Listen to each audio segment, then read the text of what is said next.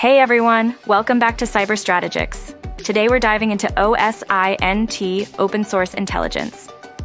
In just 2 minutes, you'll learn the basics and see how it can be a game changer for your cybersecurity skills. Let's get started. First things first. What is OSINT? OSINT stands for open source intelligence. It's the practice of collecting and analyzing information from publicly available sources.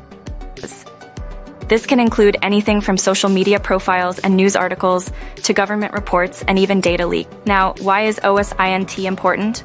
Well, OSINT can help identify security risks, gather competitive intelligence, or even assist in investigations.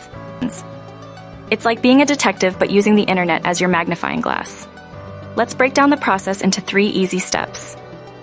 Step 1. Gathering information.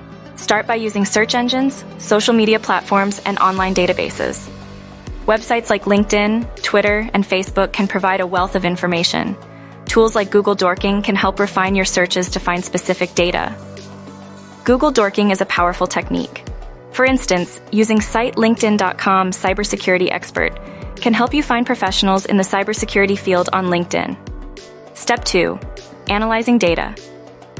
Once you have your information, tools like Maltego can help visualize relationships and connections between data points. Shodan is another tool that allows you to explore devices connected to the internet, identifying potential vulnerabilities. With Maltego, you can create a graphical representation of connections, making it easier to see the bigger picture and identify patterns or potential threats. Step 3. Applying insights.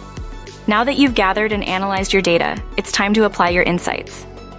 This could mean shoring up your own cybersecurity defenses, preparing a report for stakeholders, or even conducting further investigation. And there you have it, OSINT in 2 minutes. With these steps, you can start leveraging open source intelligence to enhance your cybersecurity strategy.